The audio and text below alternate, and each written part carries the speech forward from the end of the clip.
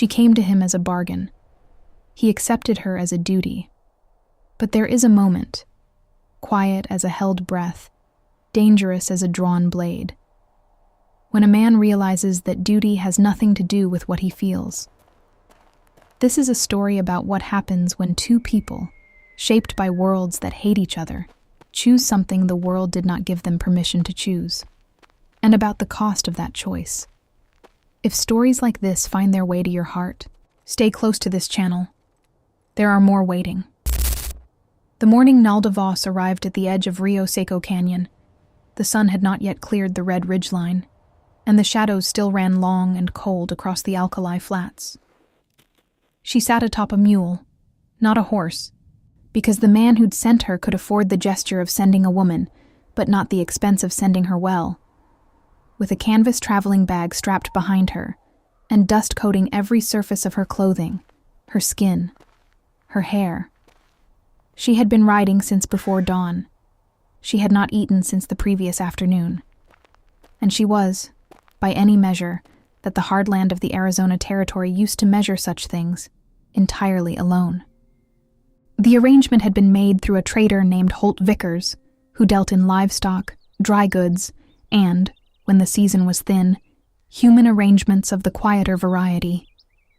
The message that had passed through his hands had been simple enough.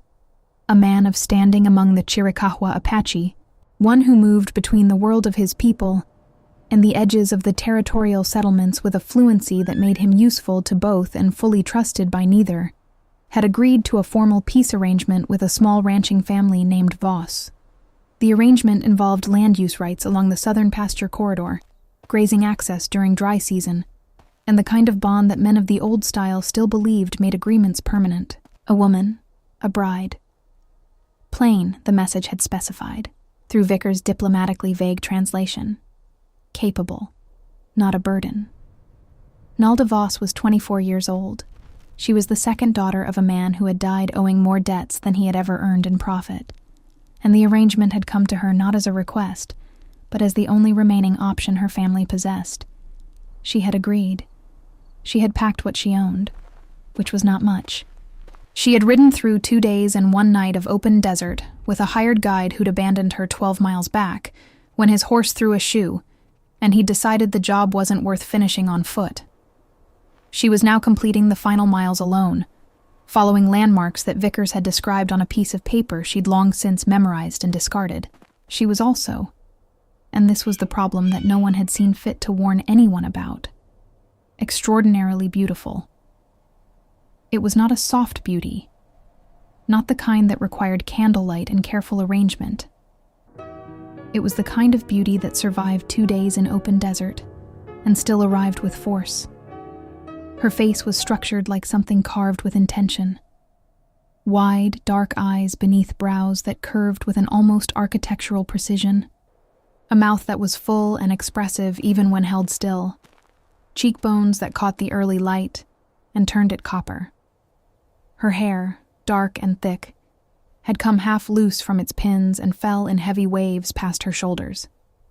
Her figure, even beneath the dust-covered traveling dress, was unmistakably, inconveniently, the figure of a woman who would be noticed in any room she entered, in any territory, by any kind of man. None of this was her fault. None of it was, she understood, going to make anything easier. She saw the riders before they saw her. 3 of them, coming down from the canyon's eastern arm at a pace that said they'd been watching for some time before deciding to approach. She kept the mule walking steadily.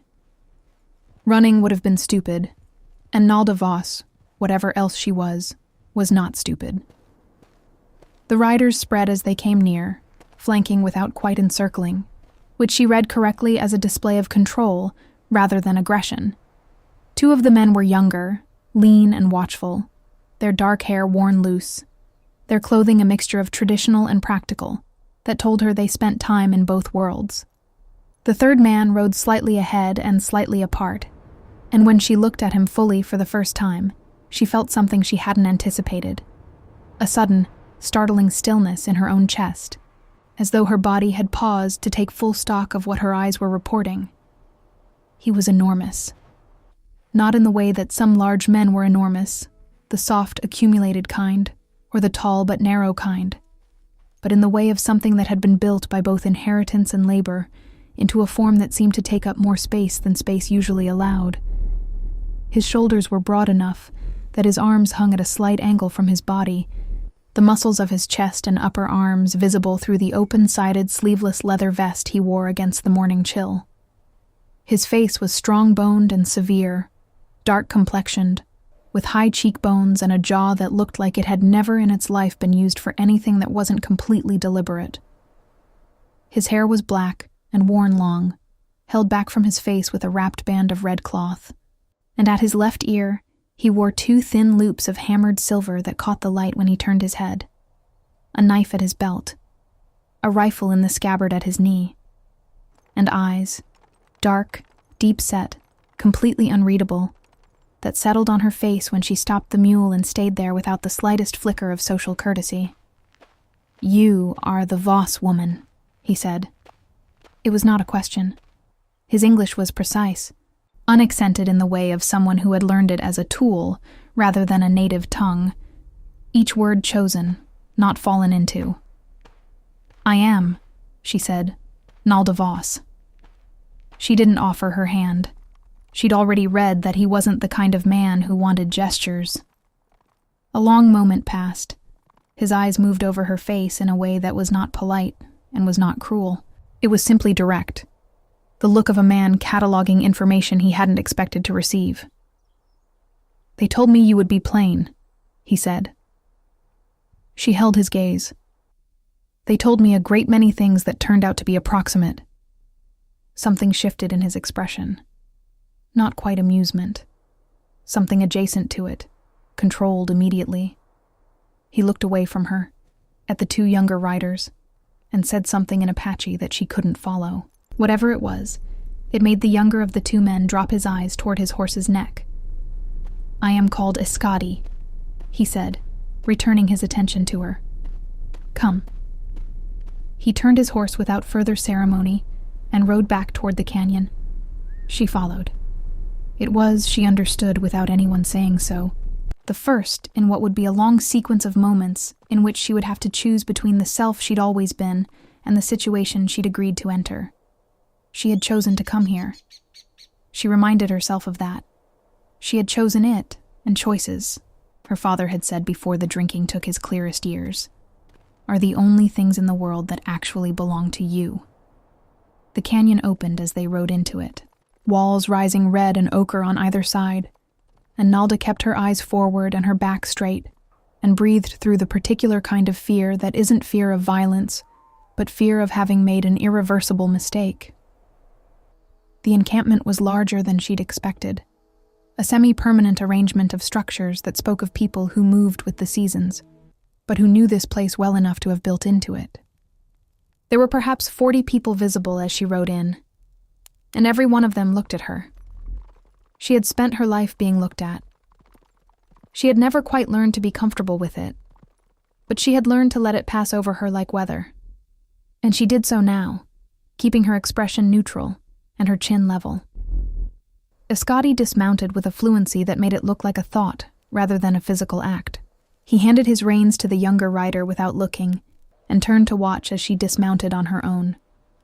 She didn't wait to be helped, and she saw him note that she didn't.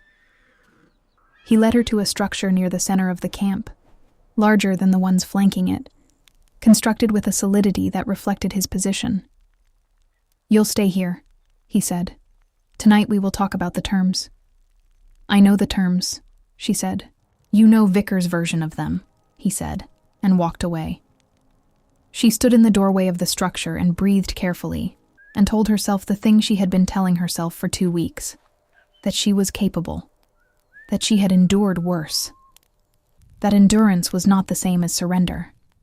But the image of his face, the directness of it, the severity, the single moment of almost amusement, stayed behind her eyes longer than was useful. She unpacked her bag with methodical efficiency, and tried not to think about the fact that she was going to have to sit across from him and discuss the rest of her life as though it were a transaction, which it was, while pretending it was something else, which it wasn't. Outside, she could hear the camp resuming its rhythm. Dogs. Children. The sound of a fire being built up. The ordinary sounds of life, different from any life she'd known, continuing without any particular concern for the complication she'd introduced by arriving with the wrong face. She sat on the edge of the sleeping platform and pressed her palms flat against her thighs and counted her breaths. Somewhere outside, she heard Eskadi's voice, low, controlled, speaking to someone, and felt the sound of it register in her body before her mind had finished processing it, which was both inconvenient and, she suspected, a preview of things to come. The evening fire burned high. Escotti sat across from her with 3 of his senior men beside him, and a woman named Hucha, who served as a kind of interpreter of custom rather than language, beside Nalda. The formal discussion of terms took 2 hours. Nalda asked 8 questions. 4 of them surprised Escotti. She could tell because his eyes sharpened the way they would sharpen at an unexpected move in a game he thought he understood. The grazing rights were confirmed. The land corridor was confirmed. The nature of the arrangement, the bond that made it permanent, was addressed in language that all parties treated with careful, mutual indirectness. Nalda agreed. Escotti agreed. The men beside him exchanged glances that she couldn't interpret. When the formal portion ended, the others moved away. Hucha pressed Nalda's hand briefly, an unexpectedly warm gesture from a woman who'd been professionally neutral all evening, and followed them. Escotti remained, looking at the fire. "You asked about the northern boundary," he said without looking at her. "Vickers didn't tell you about the northern boundary." "Vickers told me very little," she said. "I ask about things I'm not told. That will cause problems here." "It caused problems at home too," she said. "I found it worthwhile anyway." He looked at her then, firelight on his face, softening nothing. "You are not what was agreed." "The agreement," she said carefully, "specified capable. I am capable. The rest seems to be a question of expectation." "The rest," he said quietly, "is a question of difficulty." She understood what he meant. She wasn't naive. A plain woman would have been easier to absorb into the social logic of this place, to position, to account for. A woman who looked like Nalda Voss created a different kind of situation, one that involved other men's eyes, other women's calculations, the particular kind of tension that beauty introduced into enclosed spaces. She had lived with that tension her entire life. She was not, she told herself firmly, responsible for managing his response to it. "I can't change what I look like," she said. "No," he said. "That is the difficulty." He stood, which brought him to his full height, which was considerable. He looked down at her with an expression she couldn't name. Not hostility, not desire. Something more conflicted and less comfortable than either. "Sleep. Tomorrow you will meet the rest of the camp." He left without another word.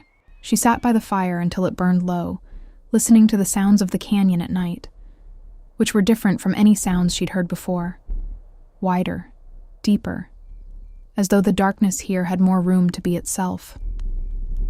She told herself she was not thinking about the way the firelight had looked on his face. She was lying, and she knew it, and she went to sleep anyway, because some lies are the most practical option available. 3 weeks passed. They were not easy weeks, and they were not the weeks Nalda had imagined when she'd constructed, during the long desert ride, a mental image of what her new life would look like. She had imagined difficulty. She had imagined distance. She had imagined the particular cold courtesy of a man who had agreed to a practical arrangement and intended to keep it practical. She had not imagined Escotti. He was not cruel.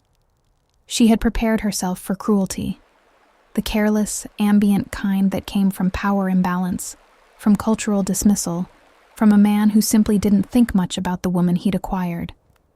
Escotti was not like that. He was precise. He noticed things.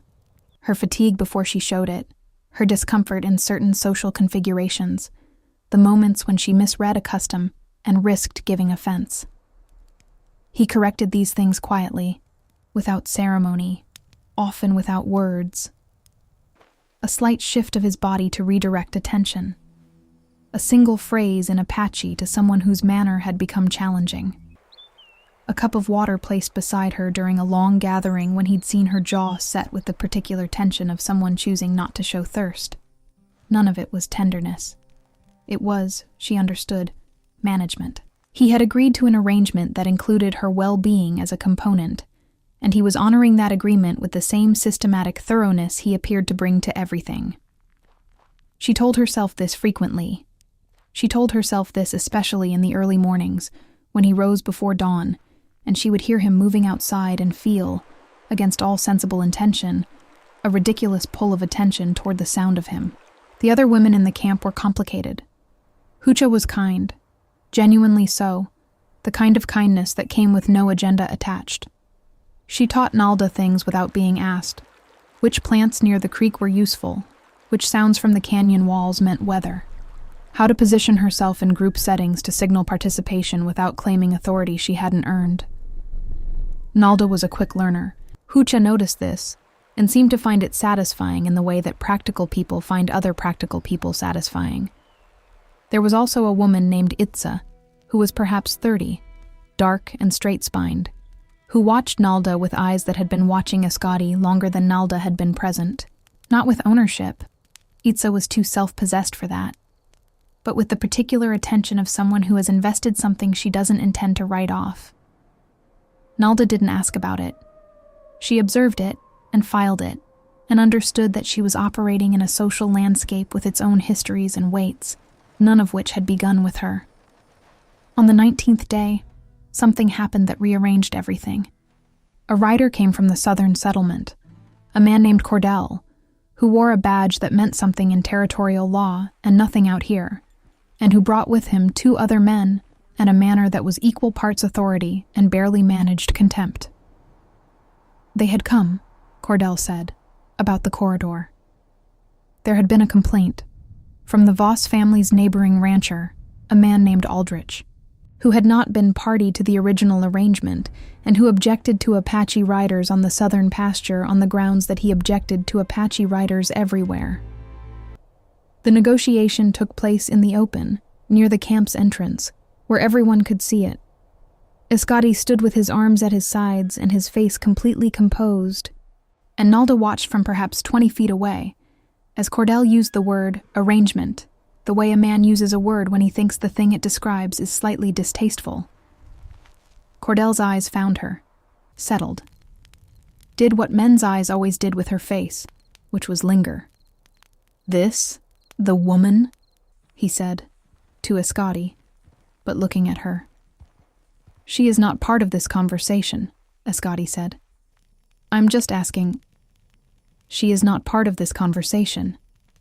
The second time, the words were identical. The effect was not.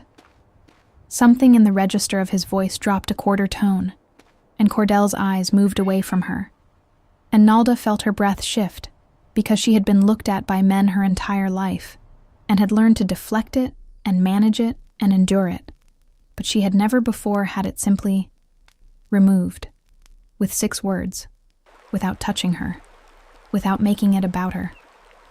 She stood very still and felt something shift in her chest like a stone turning over. The negotiation concluded without resolution.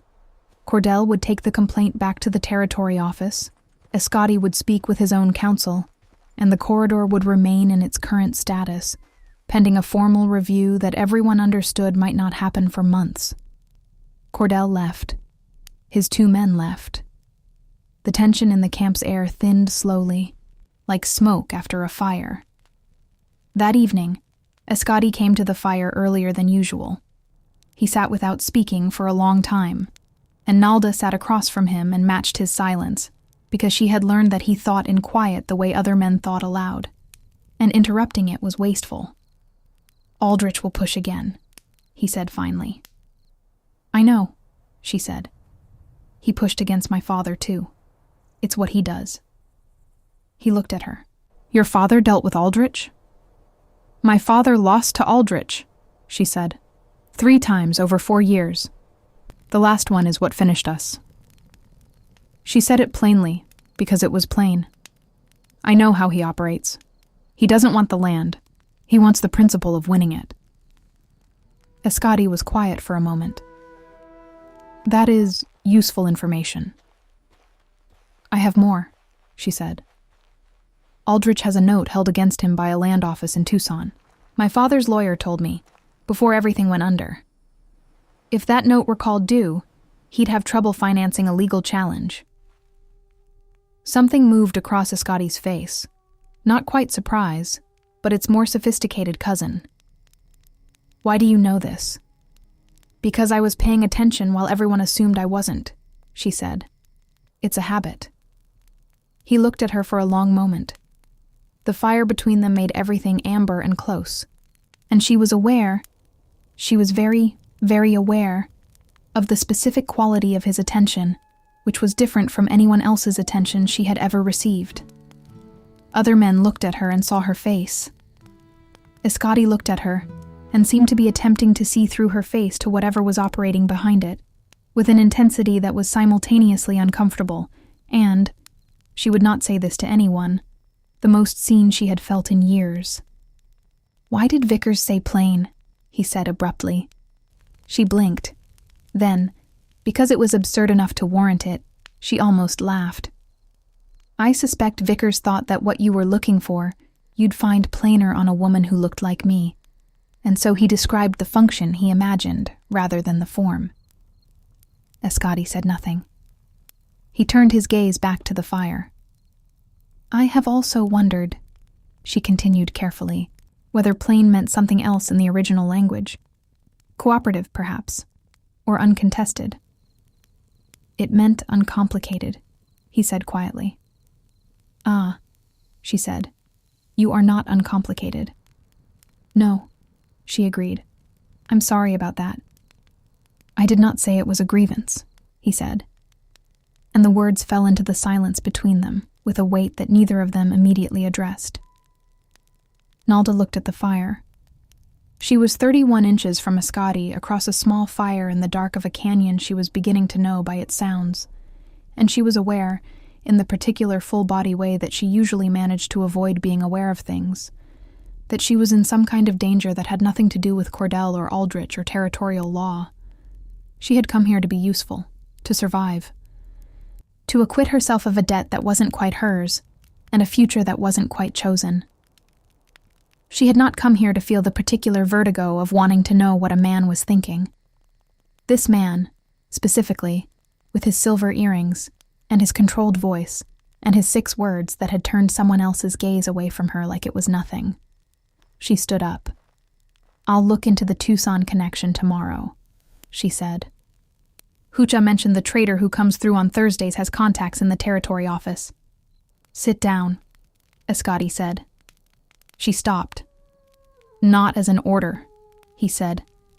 And there was something different in his voice, something she hadn't heard before, a roughness at its edge, as though the control required more effort than usual tonight. I am asking you to sit down. She sat down. The fire burned. The canyon was dark and full of its own sounds.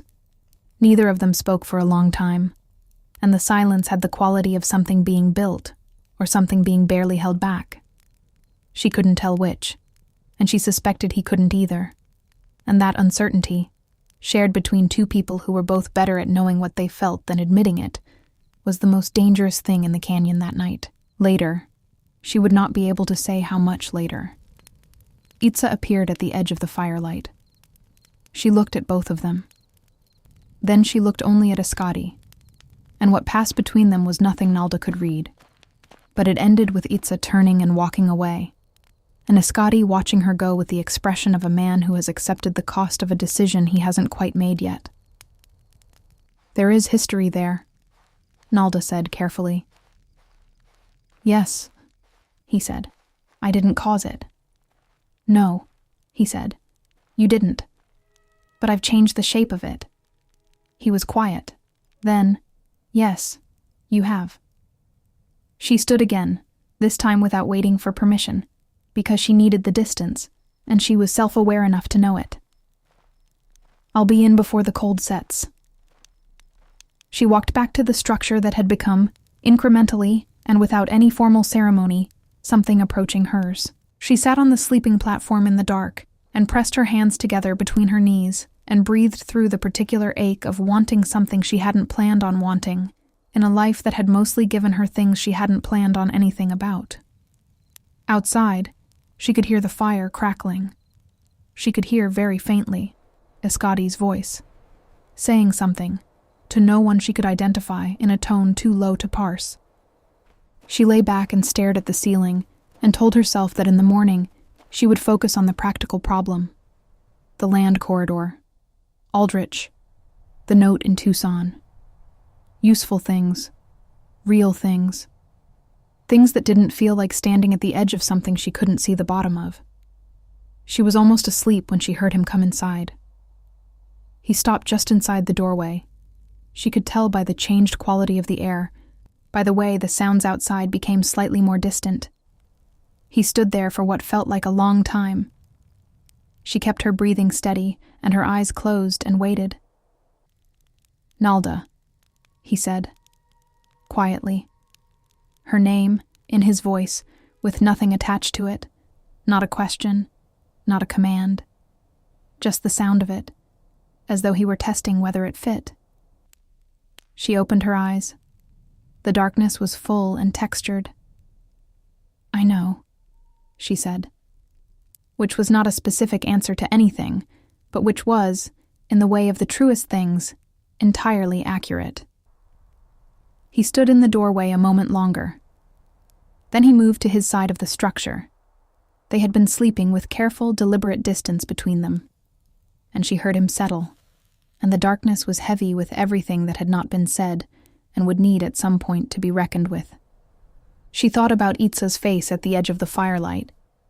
She thought about a debt of duty and a debt of feeling, and the fact that sometimes what a person owes and what a person wants are moving toward each other from different directions. And the collision, when it comes, is nobody's fault and everybody's consequence. She slept finally, when the night was already beginning to pale at its edges.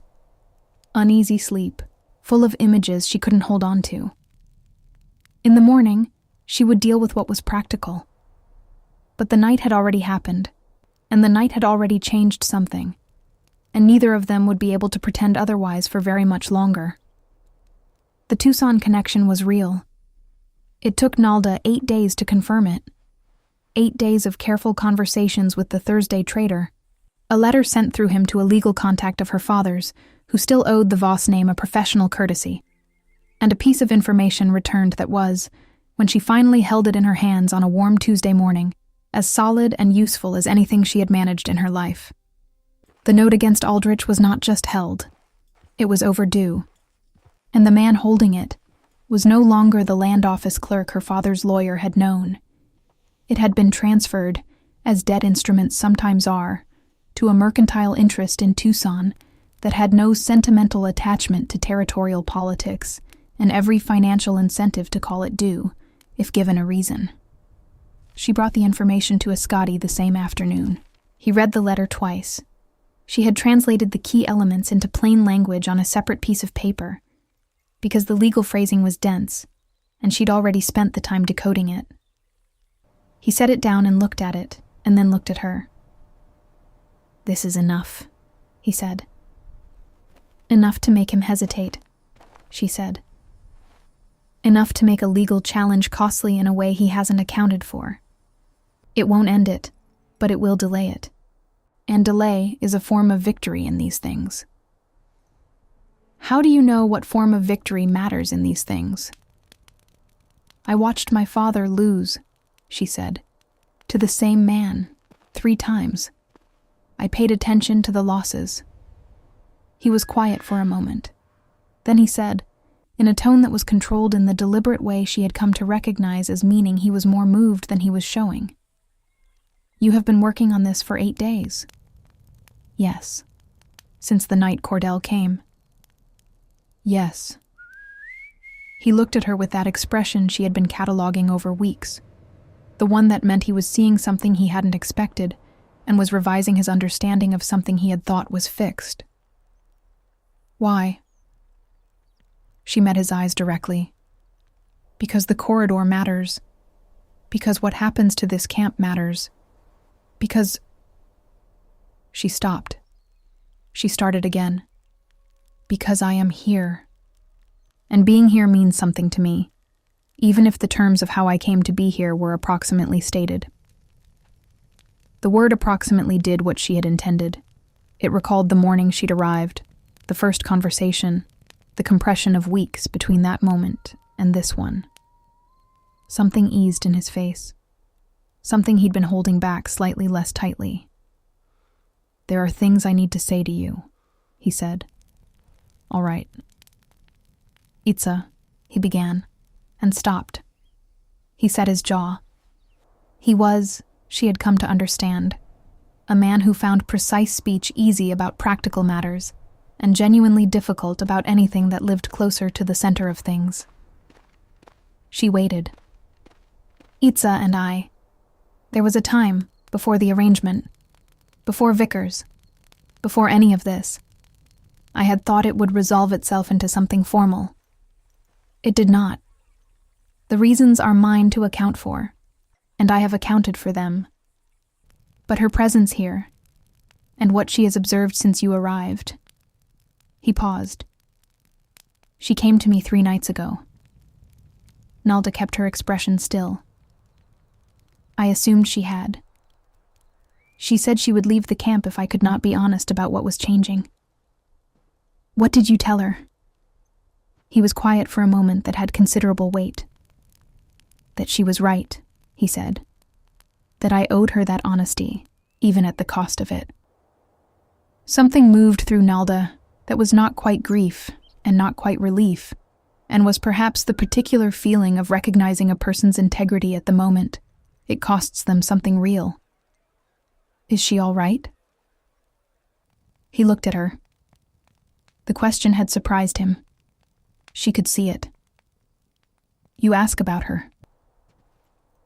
She is a real person, Nalda said. She didn't ask to be part of whatever this is either. He stood and moved to the opening of the structure, looking out at the canyon with his back to her, and she studied the breadth of his shoulders and the set of them, slightly different than usual, carrying something, and waited. She is staying, he said. She is not. She will not be unhappy in time. She has more steadiness in her than I gave her credit for. He paused. She told me when she left that I had waited too long and chosen too carefully for too many years, and that the woman who arrived with the wrong face had arrived with the right one after all.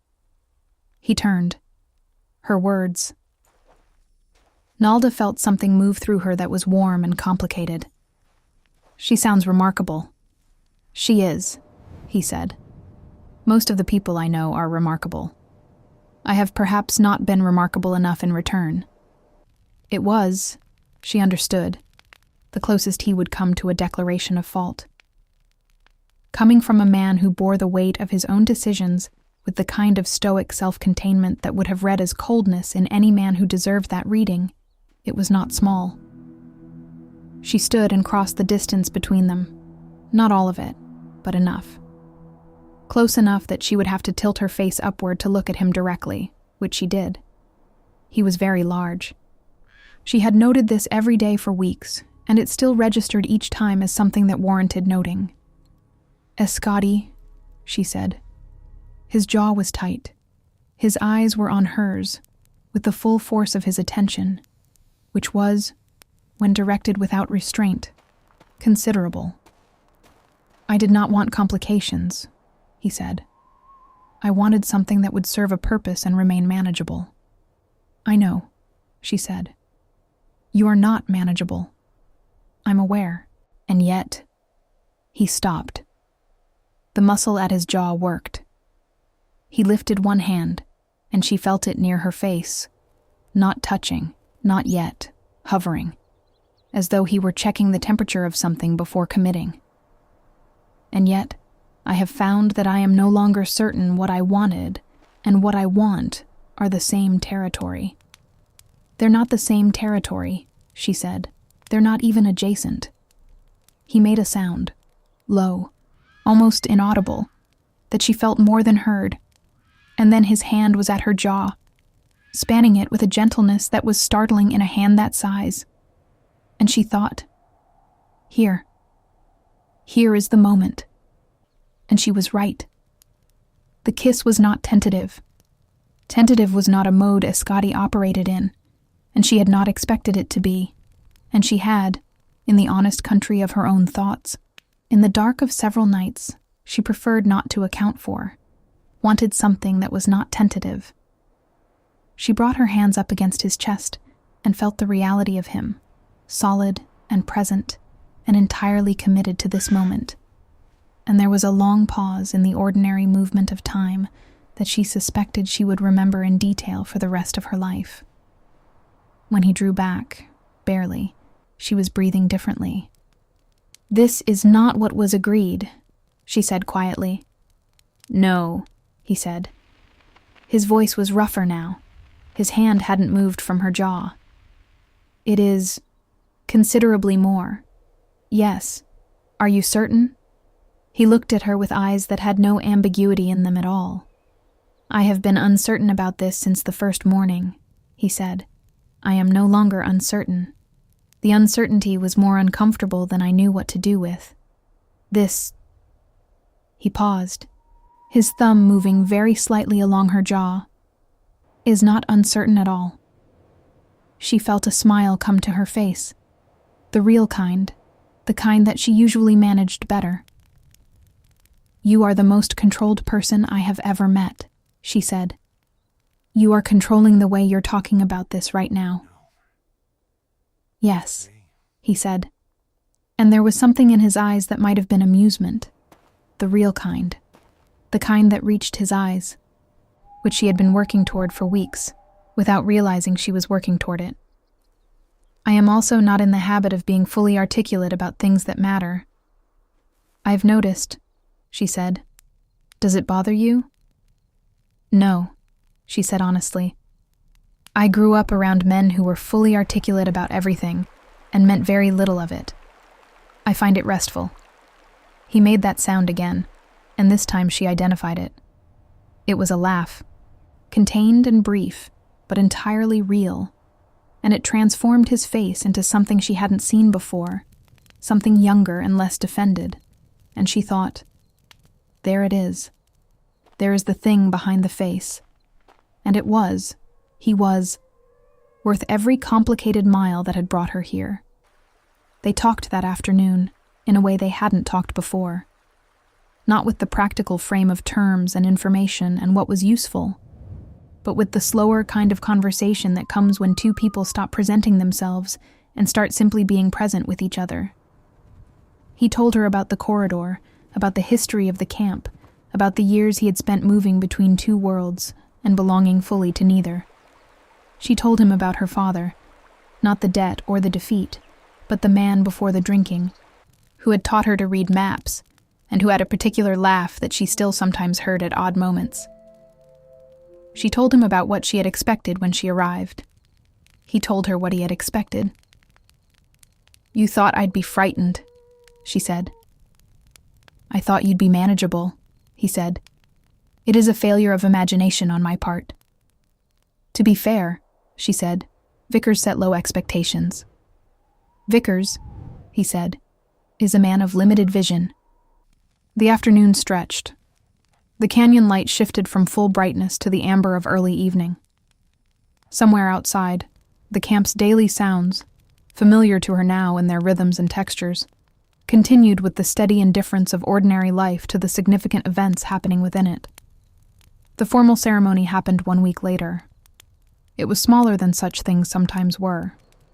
A gathering of the camp's senior figures, a set of words spoken in Apache that Hucha translated quietly for Nalda, not because Nalda required them to be translated, but because Hucha felt they deserved to be understood by the person they were being said over. They were, Hucha said, the words for joining, that is not convenience. The phrase in Apache was longer and more specific, but that was the essence. There was a word, in Escotti's language, for the difference between a practical arrangement and a real one, and the ceremony was the word made audible. Nalda had not cried when she left her family's land. She had not cried during 2 days and a night of desert riding. She had not cried during the formal terms discussion, or during the weeks of social navigation, or during the evening that had changed everything. She cried, very briefly and entirely without intending to, during the words for joining that is not convenience. And Hucha pressed her hand without comment. And Escotti, who was standing across from her and watching her face with the full intensity of his attention, said nothing, but moved his thumb across her knuckles, where his hand held hers, in a motion so small she suspected no one else saw it. She saw it. She would always see it. The Tucson matter resolved itself 3 weeks later, when the mercantile interest in Tucson sent a collection notice to Aldrich at precisely the moment that a formal copy of the corridor agreement, drawn up properly now, with the assistance of a territorial lawyer that the Thursday trader had recommended, arrived in the relevant office. The combination was, as Nalda had projected, sufficient to make Aldrich hesitate. He sent one more letter. Then he stopped sending letters. Whether he had decided the principal wasn't worth the cost, or whether he had simply moved his attention to easier targets, Nalda didn't know and didn't particularly care. The corridor held. The camp remained.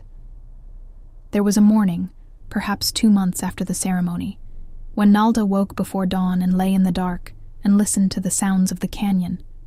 Sounds she knew now. Sounds she had indexed over weeks until they were as familiar as anything she'd ever known, and felt with a completeness that surprised her, something she hadn't felt since before her father's first bad year. She felt settled. Not safe in the fragile, provisional way. Not safe the way people mean when they mean that nothing bad is happening at the moment. But settled in the deeper sense. The sense of a thing that has found the place it was always going to be, and has stopped moving. Eskadi was already awake. He was outside. She could hear him, the particular quiet movements of a man who had always risen before the light. She lay still for a moment, listening. Then she got up and went out. The canyon was still dark, the sky at its edges beginning the slow turn from black to the deep blue that came before color. He was standing near the fire, which was low, looking at the ridgeline. He heard her come out and turned. And the look on his face, uncalculated, unguarded, the look of a man in the first moments before he remembers to be composed, was one she had never seen on him outside of rare moments, and she kept it, filed it, added it to the inventory she was quietly building of the real Escotti, the one behind the controlled surface. "You're up early," he said. "You're always up early," she said. "I like the canyon before anyone else is in it." "I know," she said. "I can hear you being in it." He looked at her with that almost amusement. "Does that bother you?" She considered it. The pre-dawn light was beginning to find the top of the canyon walls and set them faintly glowing. "No," she said. It's part of the sound of being here now. Part of what here sounds like." He was quiet. He turned back to the ridgeline. She came to stand beside him, close enough that their arms were nearly touching, and they both looked at the slow change of light on the canyon walls as the morning came in. "I have been thinking," he said after a while. "I know," she said. "You can't actually know that. You get a particular stillness when you're thinking about something large," she said. "I've cataloged it." He looked at her. "You catalog things." "Obsessively," she said. "What else have you cataloged?" She thought about it. The sound you make when you're genuinely amused versus the sound you make when you're choosing to appear amused. The different ways you hold your shoulders depending on whether you're being cautious or certain. The fact that you use fewer words when something matters more. not fewer. She paused. The way you said my name that first night, in the dark. He was very still. The light on the canyon was fully gold now, and it fell across his face and turned his skin warm copper and made the silver loops at his ear catch fire. And he was looking at her with those dark, steady eyes that missed nothing. "You cataloged that?" he said. "Yes," she said. "What did you conclude from it?" She looked at the canyon. She looked at the sky, which was opening its full blue now, wide and clean and without limit. She looked at the man beside her, whom she had agreed to come to as a transaction, and who had turned out to be complicated, controlled, capable of more gentleness than his size or his face suggested, more humor than his composure revealed, more feeling than he'd intended to show. Someone she would have chosen, she thought, even from a distance. Even if the choice had been fully hers from the start. "That you are not someone who says things he doesn't mean," she said. And that saying my name, in that particular moment, meant something. "It did," he said simply. She took his hand. He looked down at their hands together, hers smaller, her skin lighter. Something about the image of it, the joining of these two specific hands that had come from such different distances, seeming to take him for a moment. Then his fingers closed around hers, and she felt the steadiness of it, the solidity, the particular, irreplaceable solidity of a real thing. The canyon filled with morning. Below them, the camp was beginning to stir, smoke rising from early fires, the sound of dogs and children and the ordinary life of a place that had made room for her, imperfectly and with friction, and with the slow, grinding work of trust built from scratch. She was part of this place now. It was hers, in the only way places ever truly become yours, through the accumulated weight of days lived inside them. She was not the woman who had been requested. She was not plain, or uncomplicated, or easy to account for. She was exactly herself, which had been, from the beginning, the only thing she knew how to offer. It turned out it was enough. It turned out it was, in fact, the only thing that could have been. Escotti looked at her, and she looked back, and the morning expanded around them. And neither of them said anything more, because there are moments that do not need completing with words. Moments that are whole already, the way real things are whole. Not because they lack rough edges, but because the rough edges belong, because they are part of how the thing was made, and the making was worth it. The canyon kept its silence. The sky held its blue. And somewhere behind them, in the waking camp, life continued with the steady, particular beauty of ordinary things that have been given the extraordinary gift of enduring. This story was never really about a bargain. It was about two people who arrived with expectations and left with something they hadn't budgeted for. Eskadi wanted simplicity. Nalda wanted survival. What they found was harder and realer than either of those things. Leave a comment below and tell me. At what moment did you feel the arrangement become something more? Was it the fire? The 6 words? The name in the dark? There is no wrong answer. This is the kind of story that lands differently for everyone who comes to it. And if you want more stories that take their time, that don't resolve cheap or easy, that let their characters be human before they let them be happy, you know where to find them. Share this one with someone who believes that the best love stories are also, always, the most inconvenient ones.